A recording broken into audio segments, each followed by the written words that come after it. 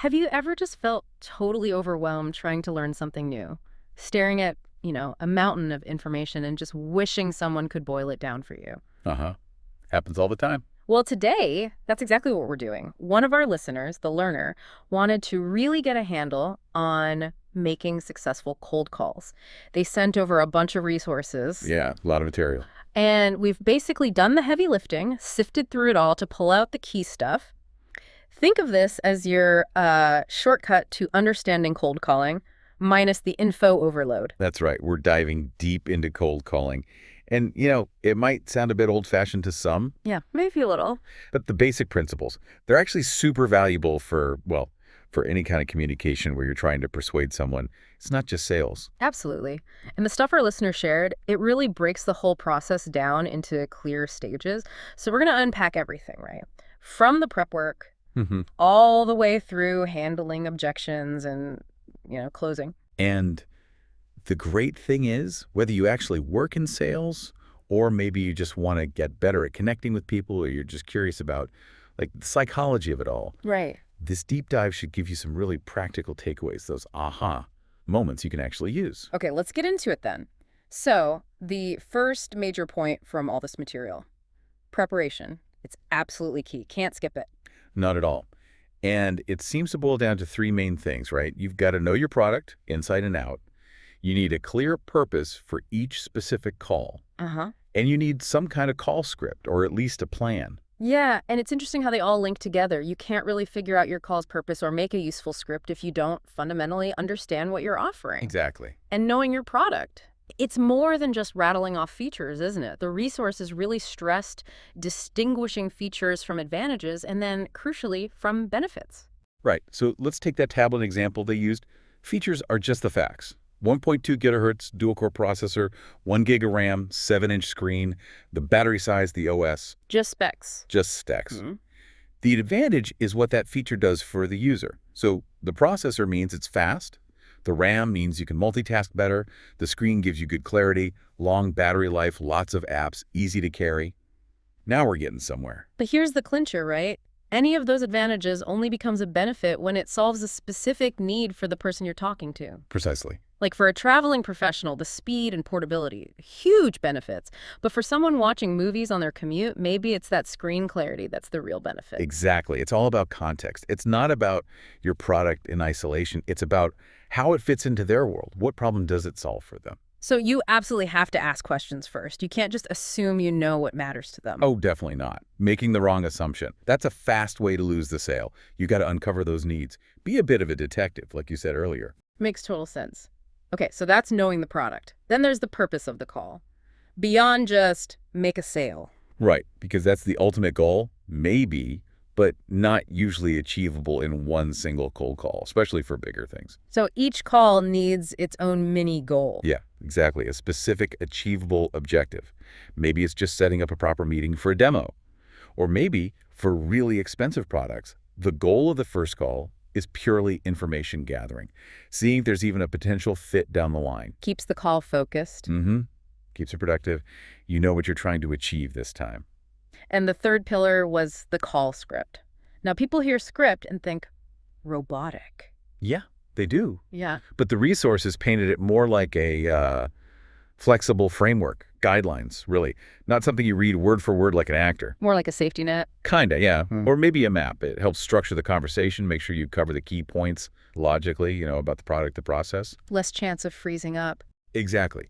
And a typical script would have, like your intro, that direct value statement we need to talk more about, a bit about features and advantages, maybe some common objections and how you might handle them, and then closing points for, both good and bad outcomes. And for lead generation, it might be shorter, more focused on just getting the meeting. Yeah, definitely. Briefer product pitch, more emphasis on nailing down that next step, like a time and place to meet. But there are downsides to scripts too, right? Yeah. The material mentioned that. Oh, for sure.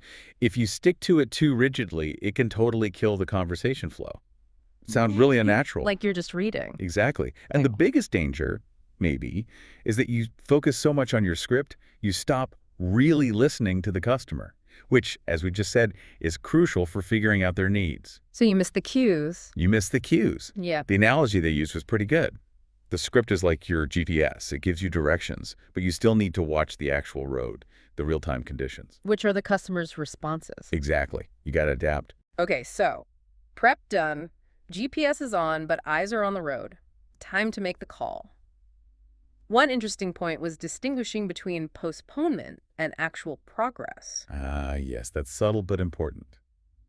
Someone saying, I need to think about it. That feels like the door's still open. But it might not be. Right. It's postponement. No real commitment.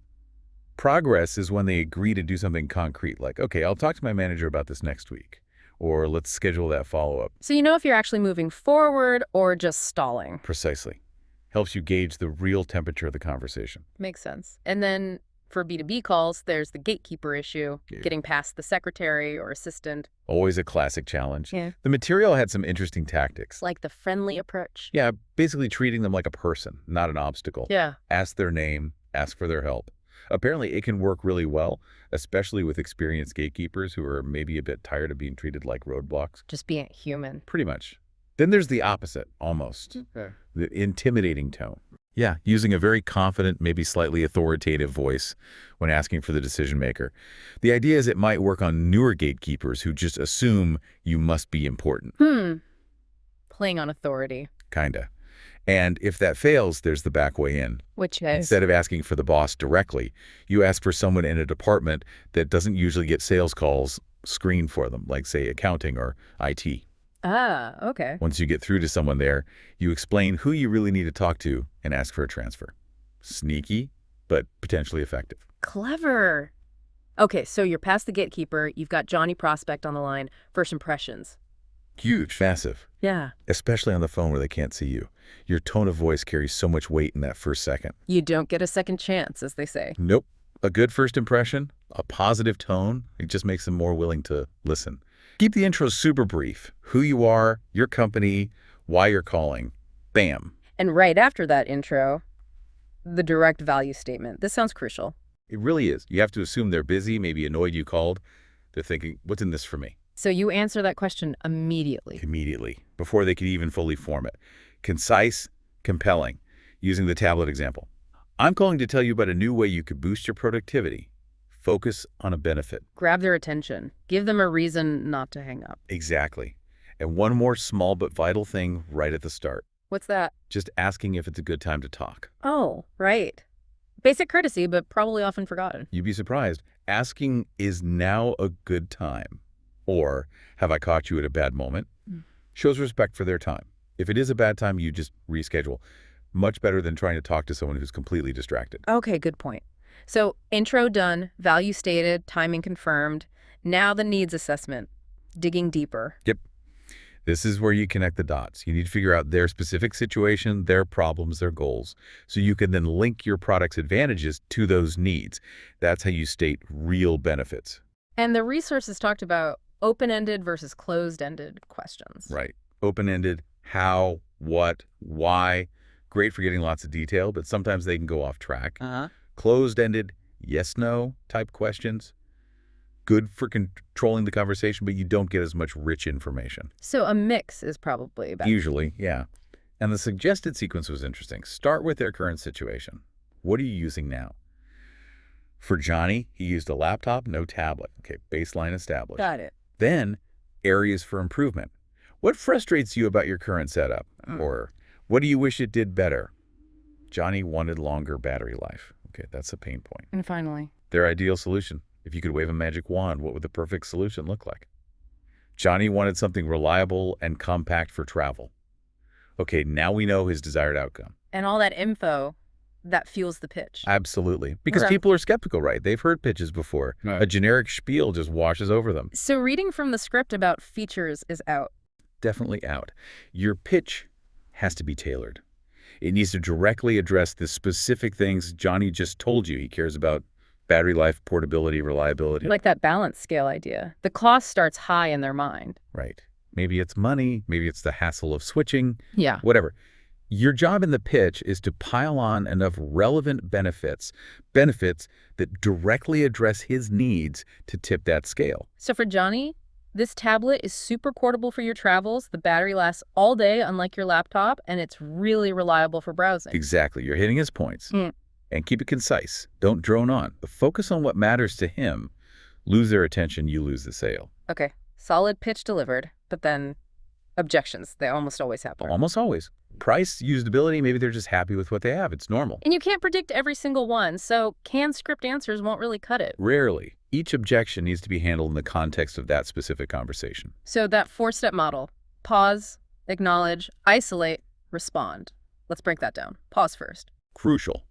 Don't interrupt. Let them finish. Then just wait a beat, 2 or 3 seconds. It stops you from jumping in defensively, shows you're actually listening. Avoids that "yeah, but" reaction. Exactly. This isn't about winning an argument. It's about reaching an agreement. So, pause. Then, step 2, acknowledge. Show you heard them even if you don't agree. Precisely. Phrases like, okay, I can see why you'd feel that way, or that's a valid point to consider. It makes them feel heard, lowers their defenses. You're acknowledging their perspective, not necessarily the factual accuracy of the objection itself. Okay. Step 3, isolate. What does that mean? It means finding the real objection. Sometimes the first thing they say isn't the core issue, it costs too much. Might really mean, I don't see the value yet. So you ask clarifying questions. Is the price the only thing holding you back? Or putting the cost aside for a moment, does the product itself seem like a good fit? Try to pin down the main roadblock. Get to the heart of it. Exactly. And once you've isolated it, then you respond. Step 4. And the response involves? It involves circling back to the benefits, but specifically the ones that address the objection you just isolated. Maybe introduce 1 or 2 new benefits you held back, ones that directly counter their concern. Choose them carefully. Tailoring again? Always tailoring. And if you handle the objections well, you sense the scale tipping. Now it's time to think about closing. Prompting a decision. Yeah, guiding them towards making a commitment. The material mentioned a few techniques. The alternative close. Like, do you want the blue one or the red one? Exactly. Or should we start on Monday or Tuesday? You offer choices that both imply they're moving forward. Rejection isn't really presented as an option. And the scarcity technique. Yeah. Or difficulty, they called it. Yeah, creating urgency. This introductory price ends Friday, or we only have a few left in stock. It encourages a faster decision, plays on fear of missing out. And the active or direct close. That's just asking directly for the commitment. Shall I process the order for you? Or, okay, so are we ready to move forward with this? Assumes the sale, in a way. Different tools for different situations, I guess. For sure. You need to read the situation and the prospect. Okay, wow. So, pulling it all together, successful cold calling is really a process. It starts way before the call with solid preparation, knowing your product, your purpose, having a flexible script. Then navigating those gatekeepers, making that strong first impression with the intro and the value statement. Doing that crucial needs assessment, really listening. Tailoring your pitch based on what you learn. Handling objections respectfully with that pause, acknowledge, isolate, respond model. And finally, using the right closing technique at the right moment. It's quite a lot when you lay it all out. It is, but you can see how each piece builds on the last. And for our listener, the learner, you can hopefully see how these aren't just sales tactics. Right. They're really about effective communication, aren't they? Preparation, listening, understanding needs, presenting value, addressing concerns. That applies everywhere. Absolutely. In almost any interaction where you're trying to connect with someone or persuade them. Which leads us to a final thought for you listening. We focused on the structure, the process of cold calling, but underneath it all, it's really about understanding people, right? Building some kind of connection, however brief. So think about this. How could consciously using these elements, better preparation before you speak, more active listening, focusing on value for the other person, handling disagreements constructively, how could that change your everyday conversations? Not just at work, but, in general. Yeah, definitely something to chew on. How could it improve your relationships, your daily interactions? Good question.